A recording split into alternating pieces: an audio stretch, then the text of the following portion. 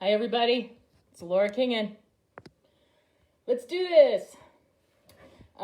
Today I want to focus on something fun. I think our country, actually the world, just went through a huge thing yesterday with the election. So I've been doing these live demos on Wednesdays about 1. Today I'm late, it's about 1:30. But I want to play. I want to play anyway, but because things have just been really intense and stressful. I decided today for this demo is to focus on something that I think is very fun. It's actually a hobby of my husband's, and it's a hobby that goes back to when I was the generation I was born in, the 1960s. Slot cars. And I want to talk about activity analysis. I want to talk about why this particular hobby could be used for therapy. And what's therapy? Really, it's just a great hobby for health. And what we can do is modify the hobby or present the hobby in a way that could be helpful for most people. As an occupational therapist, referrals are sent to me with people who are having some issues with their functioning. And so as an occupational therapist, it's up to me to be able to match my client's needs with an appropriate activity. And so I've been emphasizing in these past weeks about performance components.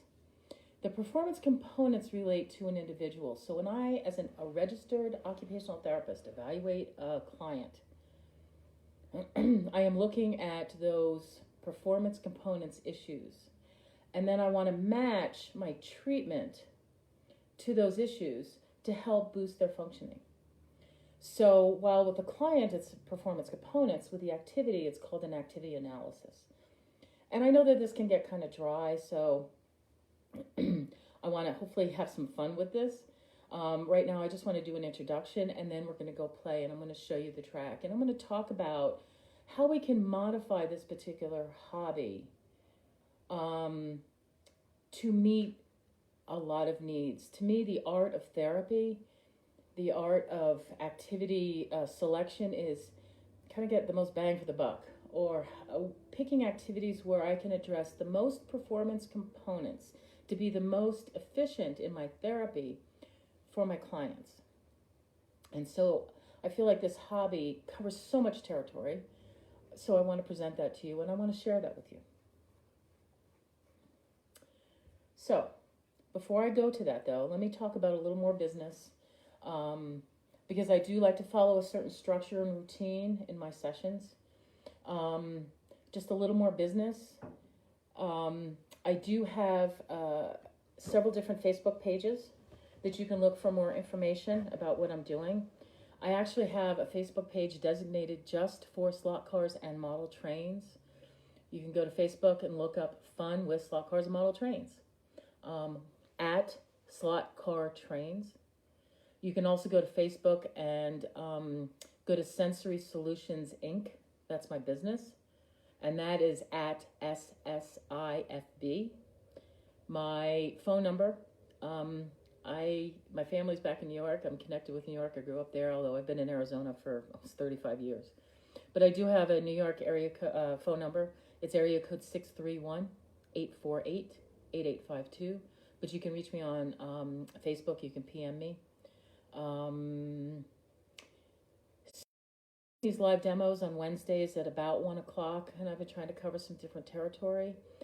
You can look on my Facebook pages for some of these other videos. I'm available for individual evaluation and therapy.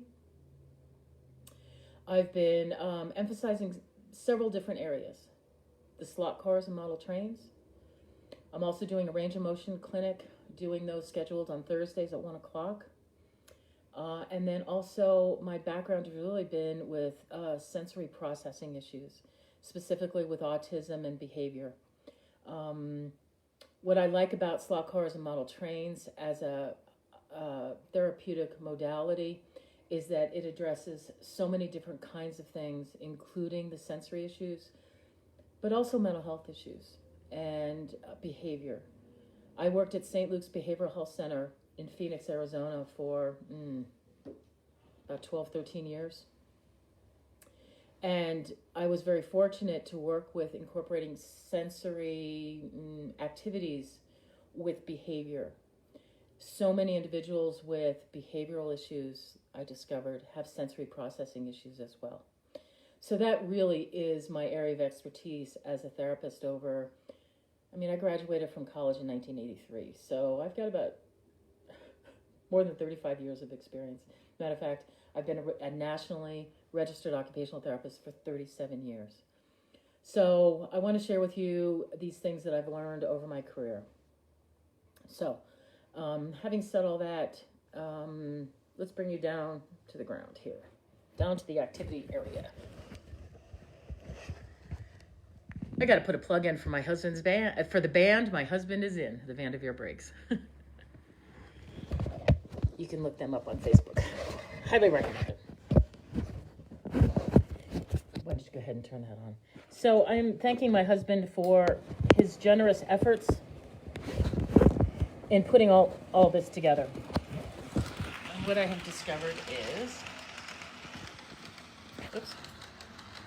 coordinating all this. It's not a lot of fun.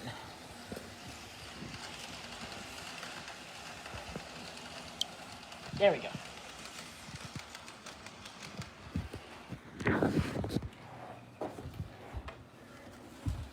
Bear with me, everybody, including my generous husband who's helping me out. So,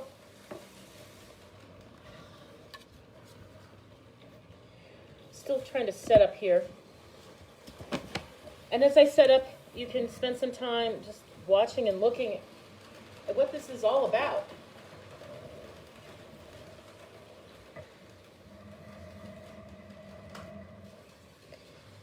Now, as you can see, there's a lot going on.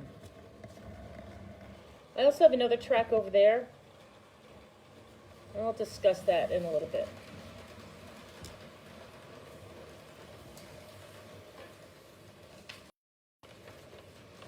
I'm going to flash a couple of pages in front of you. The activity analysis form. So these are some of the things that we're going to be looking at whenever we decide to pick an activity for therapy. These are all these different kinds of considerations because these are issues that people can have that contribute to our functioning. You know, there's the cognitive, different types of cognitive qualities. Different types of cognitive skills.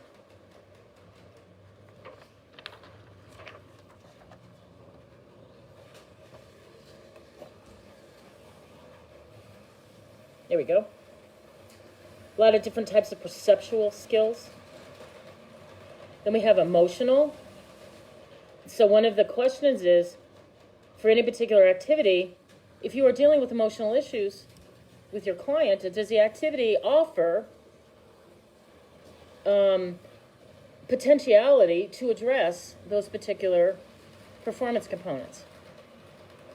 What about socialization? When we start talking about dealing with social behavior, we want to pick activities that offer social areas that offer opportunities to practice socialization. Thusly, this particular hobby.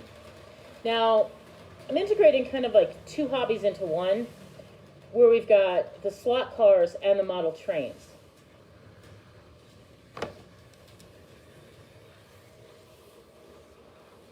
It's a lot of fun. How many people have ever seen model trains going around a Christmas tree, or that nostalgic Americana of seeing the model trains? So much fun. There is a cultural quality to the model trains. And that's one of the extra unique things that this particular hobby offers, is there's a cultural quality.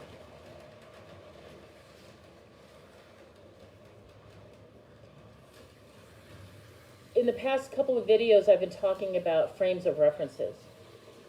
And the overall model for occupational therapy that we look at in our clients is how well they're functioning in work, play, and rest.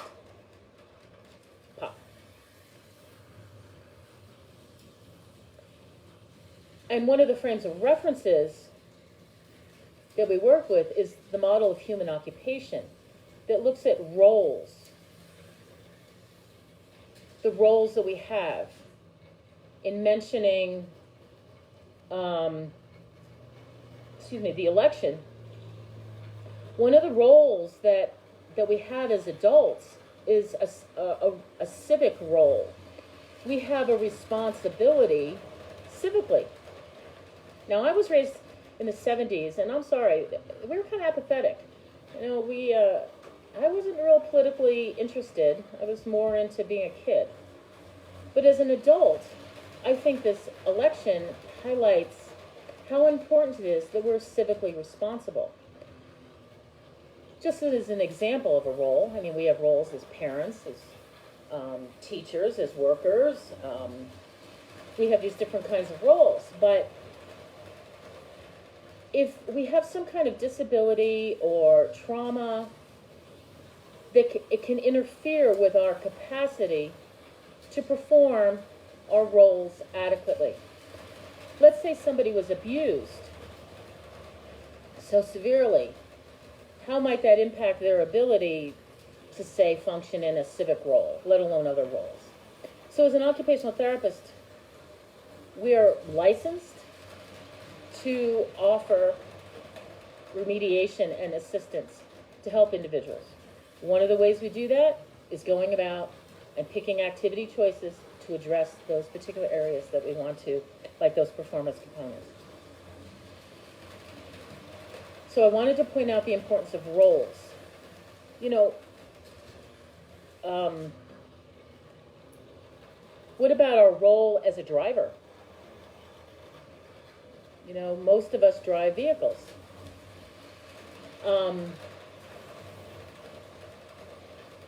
There's so many different kinds of ways I want to approach this. So let's go ahead and dial this down a little bit. Let's stop the cars for right now. Let's keep the train going.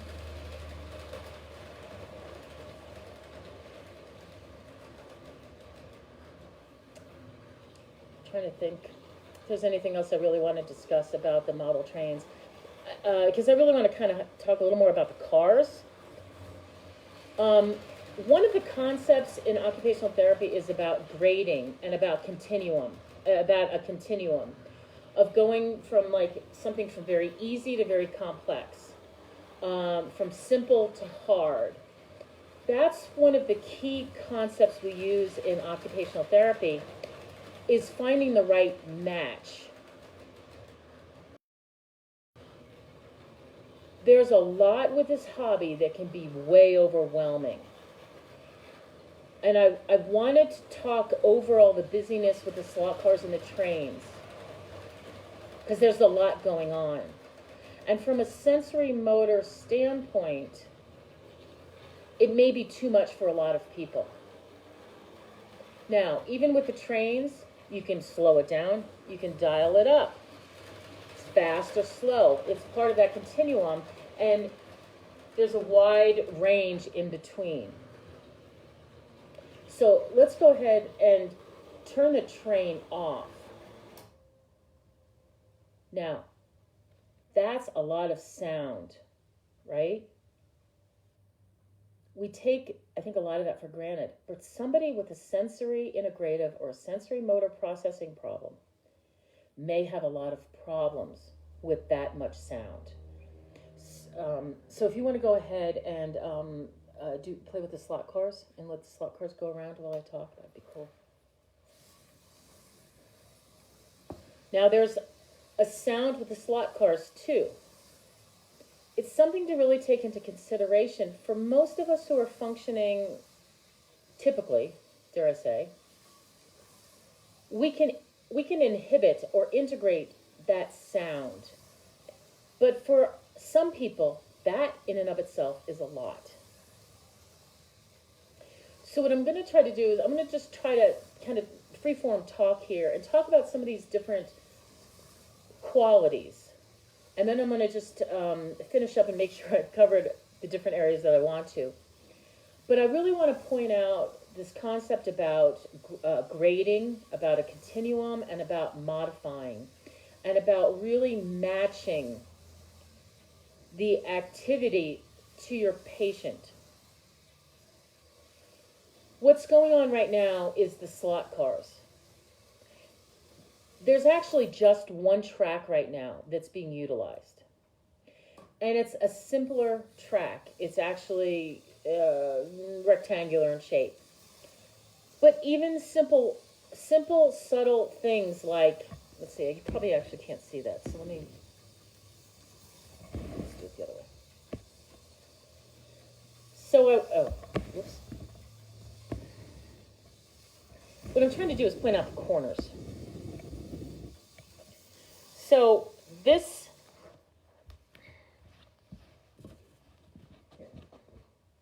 now, one of the things with this craft is called marshalling.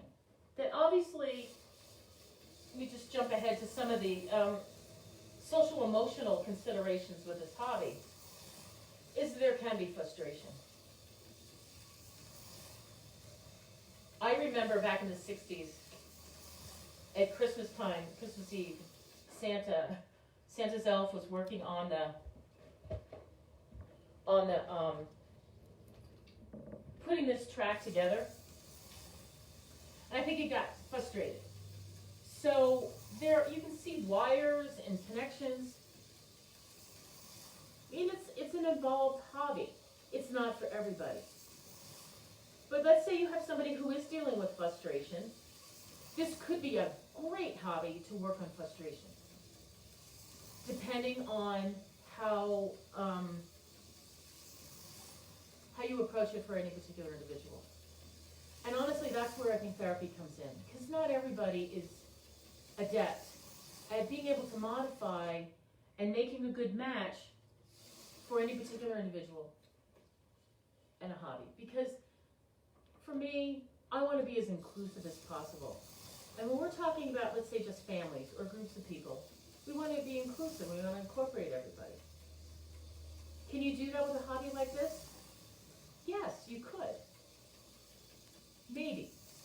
Not everybody is going to be into this. Like my father, he's not really into cars. But you know what? He maintained a 1/4 acre garden for many years. So he likes gardening. And again, that's where we talk about an appropriate match. But getting back, these corners, that's a bank, and that's not. Move this out of the way. I know. Hopeless promoter here. This is flat. That corner's not. So you can whip around that corner, but you've got to be careful around this corner. So there's some impulse control involved in this. But one of the issues that I see with many clients with a sensory integrative or sensory processing issue is modulation. Matter of fact, I even have modulation issues sometimes. That I think it's a common issue, how well we can modulate our own selves, how well we can self-regulate. And that's one of the things that I think is like primary with this particular hobby. It's working on modulation. You have to learn how to modulate yourself. So many autistic kids can be hyperactive or hypoactive. We want to find that middle range. So something as simple as this, of knowing that you can go faster on this corner, but you've got to show more control here. This is the beauty of occupational therapy. Is we can work on very serious issues like impulse control and aggression and modulation and attention span and arousal level with a hobby like this. Now, this particular rectangular track is really a pretty simple track. Another brilliant element to this hobby again, is how many different ways you can modulate. Once you're within the realm of this hobby, there's different ways that you can modulate things.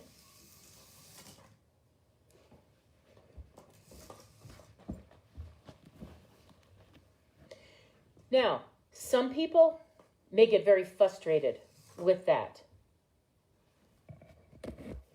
So, make a different track. There's choices, right? But it's also a way to help work on like that frustration tolerance. You know, over time, people can work with that. It could be a really good way to address frustration tolerance. It's one of the reasons why I love this hobby so much. I'm going to lift this up. Now, if you can see with this particular track, or I'm sorry, would you go ahead and switch to this track? Mm-hmm.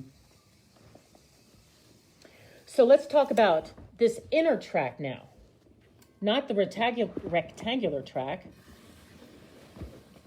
but this track. Now, can you see it's giving more that height and dimension?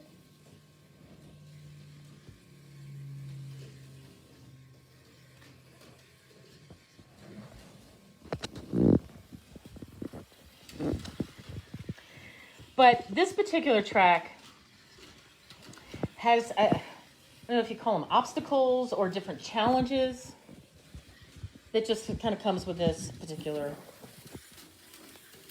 hobby.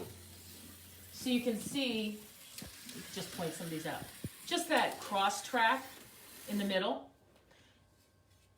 Then you've got like those ramps.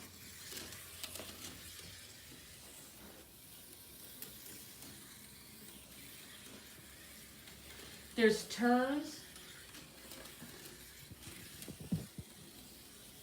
There's lots of options. So when we talk about this particular hobby,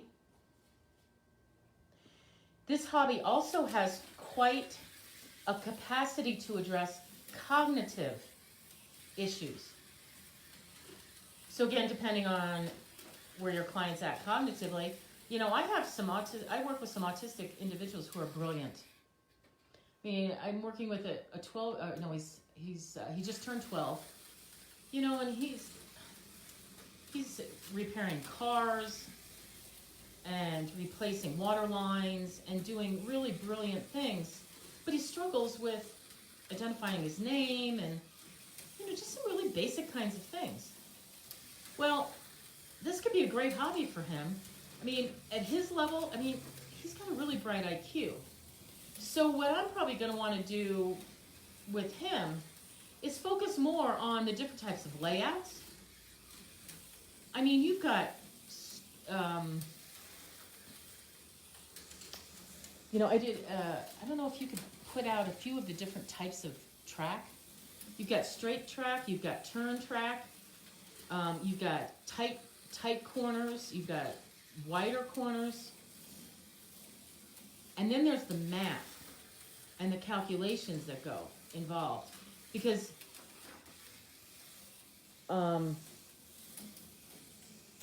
you can see that these slot cars, there's actually two lines. You can actually have two cars going at the same time.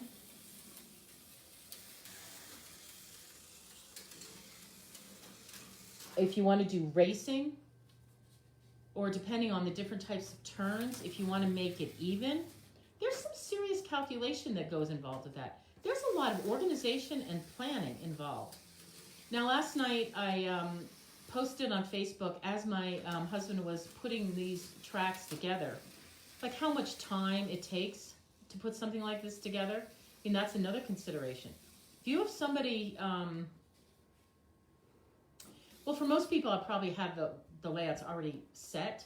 But for somebody with a bright IQ, I may actually want to go ahead and have them do it and help put that together. But there's a time consideration in there. So you can see, you know, how much time it takes to put something like this together. Not to mention, again, on my webpage, I've got some other videos. My husband had put together really quite an extensive layout, a holiday layout. Now, we live in Flagstaff, Arizona. He actually made the hobby, the layout, to look like Flagstaff, the town of Flagstaff. And it was a winter wonderland with snow and a frozen pond and deer and people ice skating. Now, this is just a blank wooden board,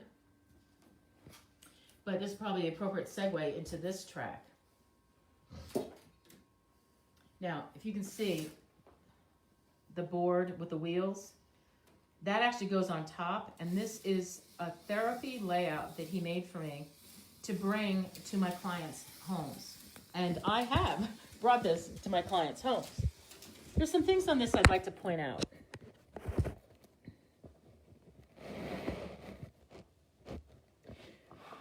What's really extra special about this particular one is this particular controller. Now, I'm kind of jumping ahead, good Lord, because I have yet to show you the controllers for the slot cars. And I will before we finish up. But I'm going to show you this first. So with this one, what I'm doing is I am pressing the button.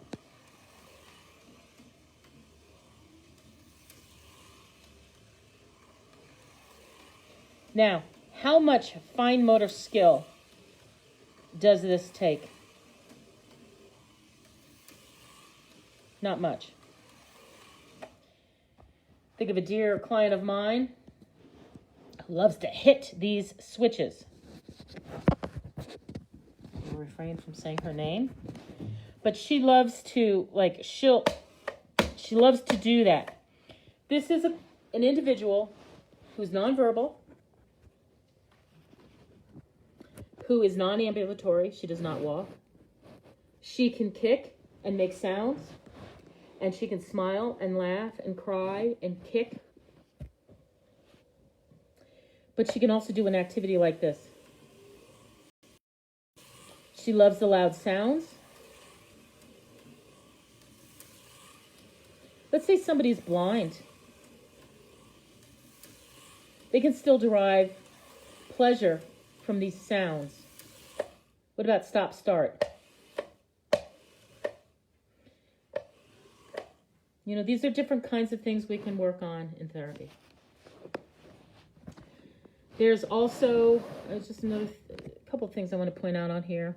There is a dial here that can adjust the speed. Now, let's see. You can see how well I'm turning it like this. What kind of a grasp is that? Does this grasp incorporate any thumb opposition?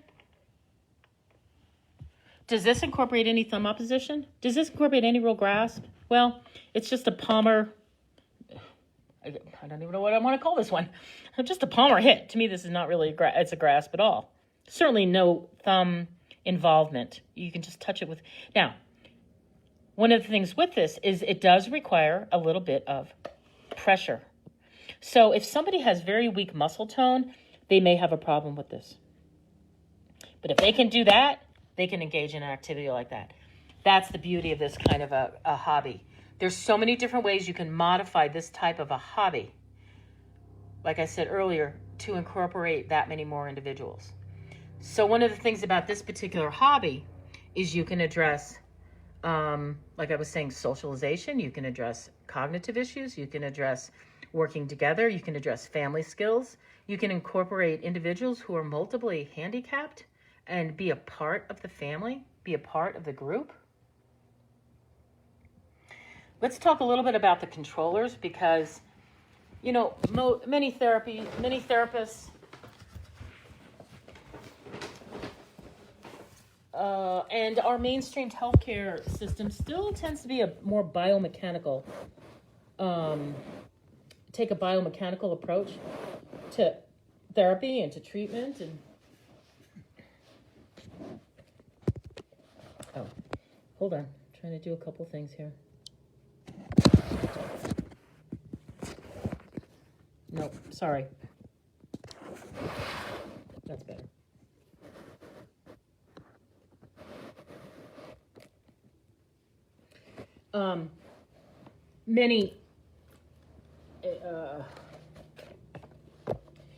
I think we're still kind of locked into this biomechanical kind of a perspective on looking at physical skills. And while we try to talk about body and mind, what about body, mind, spirit? What does that even mean? That we still have such a propensity for the biomechanical physical skills. And that's why I'm here trying to talk about more things like our mental health, our behavioral health, our psyche. What are our feelings about? How do we address feelings? You know, we're in a really hot climate right now politically. And there's a lot of anxiety and depression and aggression and confusion and lots of different kinds of things going on. How do we steer through this? To me, it's more than just a biomechanical perspective. And honestly, you know, let's have some fun. You know, life is hard enough. Let's have some fun. Having said all that, I want to backtrack, and I do want to emphasize a little bit more about the biomechanical quality. I was talking about with the other track about the big red switch and how you can just hit it. But the controller that we use typically is this controller. And would you get a car going? Because thank my husband who wants to stay out of the frame here. So that's me. That's probably not going to work. I did a video on hand grasps, and I'm going to ask you guys, I mentioned this last time too. What grasp is this? You know, let's break this down a little bit. We're doing an activity analysis, so let's break this down. What motions are my hand? What, how do I want to say? Let's look at the range of motion of my hand. Let's look at my wrist. So my wrist it's actually flipping between a neutral position and a pronation. But typically the wrist is neutral. The thumb, I'm a little close here.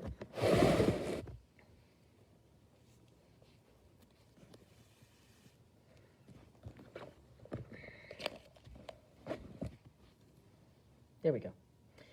My thumb is actually extended.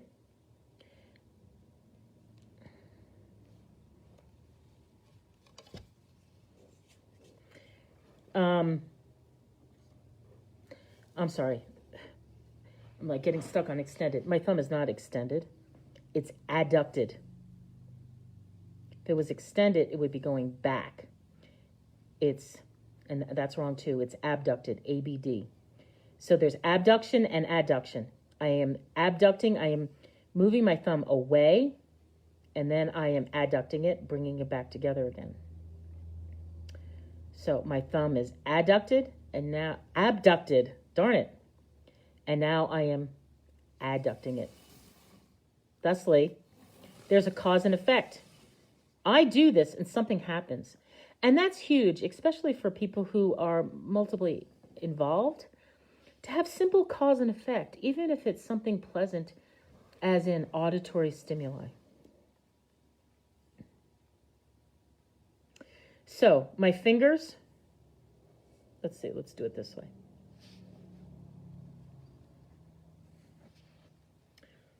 The metacarpal joint, the MP joints, they are extended, flexed.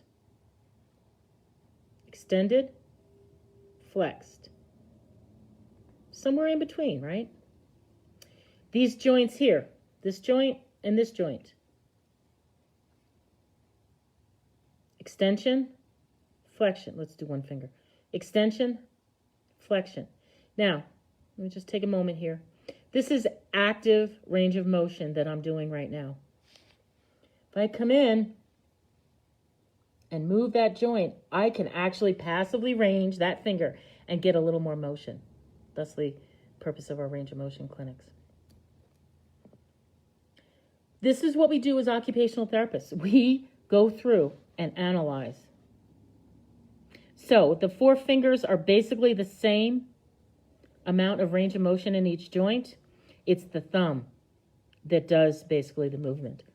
Is there thumb opposition involved with this? No. If I am working with a client on handwriting, would this be a good activity? Well, maybe not. Because with handwriting, let's say this is a writing utensil. There's a lot of thumb opposition involved in that task. And so if I'm helping somebody with handwriting and I'm working on, my goal is specific about thumb opposition, is this going to be a good activity choice? Probably not. There's no thumb opposition with this. However, if I'm going to be working on hand strengthening and endurance, that's one of the key things with a biomechanical perspective, is we're working on building strength and endurance, stamina. Something like this, holding this controller, could work on just general endurance. And if that's an issue with the handwriting, then this could actually be an appropriate fit, especially if somebody is avoidant for fine motor activities as a whole, but they're finding fun with something like this. This actually can be a building block towards working on handwriting. If I were to take a developmental frame of reference, this would come before thumb opposition, so it could be an appropriate choice. I'm just highlighting a lot goes into evaluating a client, determining what their performance component issues are, developing a treatment plan, and then picking activities to implement that treatment plan to help improve someone's functioning.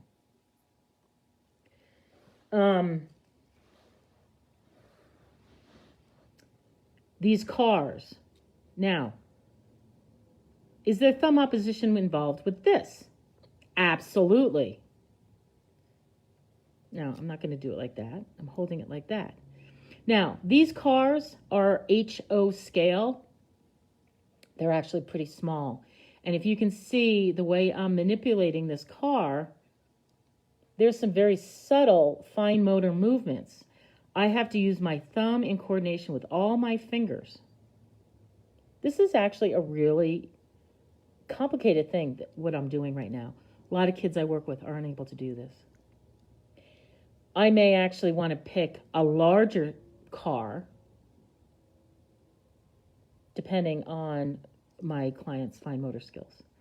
Now, while I have this here, I'm going to show you the bottom of this car. Let's see. Now, see that right there? That is the post? Pin. Here's the bottom. So that pin fits into the slot. You use the controller, well, to move the car. Now, here's a whole nother element to this hobby.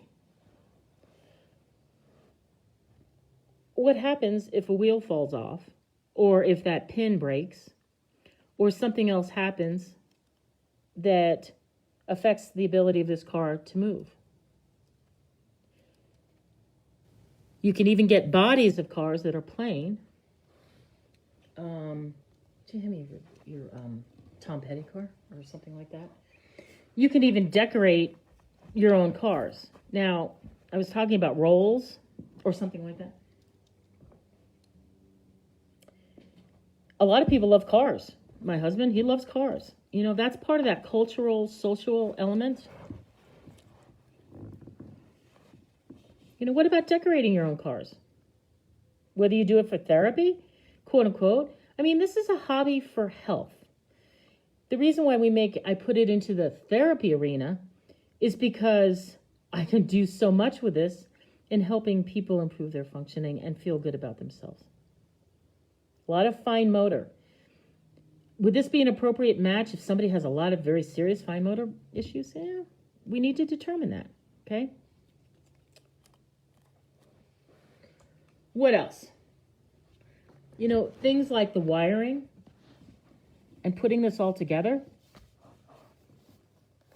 incorporates a lot of cognitive issues. One thing we've yet to even really talk about is the safety. It's another consideration as far as it's another consideration when we determine treatment is safety issues.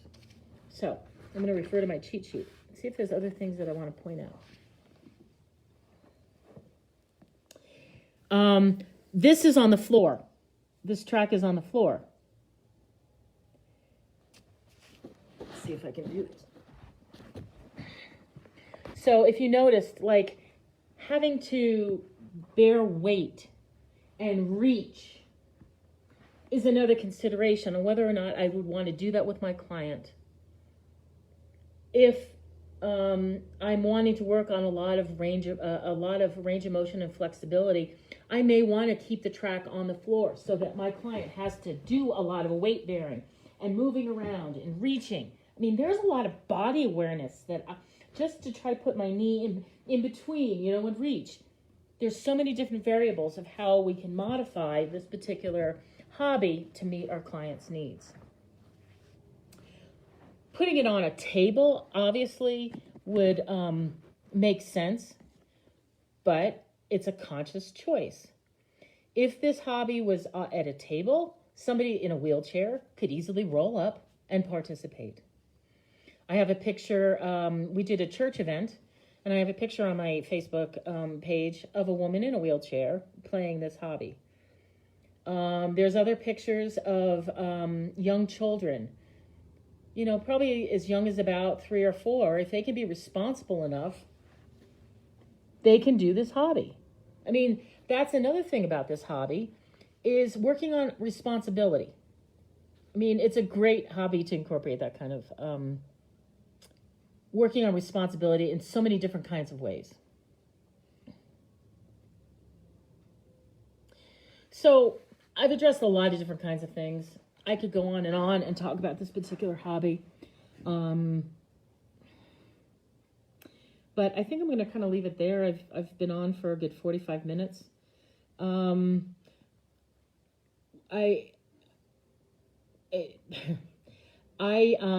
opened a clinic here in Flagstaff in January of 2020. Great timing, right? We do what we can do. But one of my intentions, and I did run several slot car Saturdays with the idea of bringing people to the clinic to be able to participate as in small groups. But with, in the time of COVID, it's been unreasonable. So we are now making this hobby available. I mean, I'm going to go into a promo here. Obviously, the demo was to talk about the activity analysis and why would we even do this for therapy. But this is also a little bit of a promo plug to let you all know that we are making this hobby available. We have some layouts, especially the slot cars. We have different types of layouts, but we also have the trains available. We want to make this available to the community, especially during the holidays. I mean, how many people, like I started saying earlier, enjoy watching a train go around the Christmas tree? And it's a time of innovation, So we are making this hobby available where we can go into your homes, bring the layout, do introductions, and show you how to do the hobby. Whether we stay there, stay for a couple hours, or if you would like to actually keep this in your home for a couple of days or even a week, that is an option. contact me. We can talk about quotes and what your needs are, whether you actually do want therapeutic guidance, or if you would just like to have this in your home over the holidays, or in these next weeks and months leading up to the holidays and thereafter even. We're definitely in a time where we need to think outside the box and come together as a community. And this is something I feel like I can offer you. This is something that actually, it's something that I can do jointly with my husband. It's something we can do together. We're in a really challenging time, and we need to find ways to live through this and flourish. This is what I feel like I can offer you, and in conjunction with my husband, as we work together as a team. I mean, it's a lovely thing, and so I want that for everybody. You know, I want inclusion and everybody to flourish. And you know, and yet there's bad eggs, and we all have issues that we need to work on. But this is something that we can do, I can do, henceforth. So let me know if and how I can help you. I always like to do a self-regulation kind of an activity at the end of my videos. I really didn't have anything planned for today. Other than, I think, you know, just taking a deep breath in and out. I really appreciate your time and attention, everybody. Thank you so much. And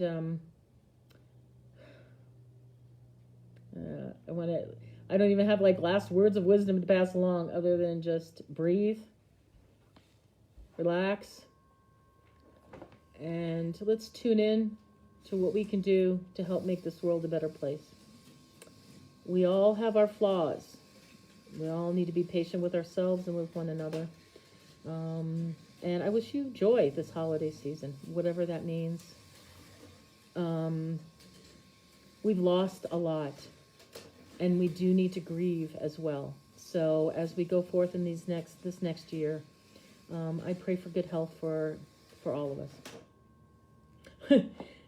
Even though life does bring us crashes and obstacles and challenges, how do we address that, and how do we go forth? Take good care, everybody. Bye.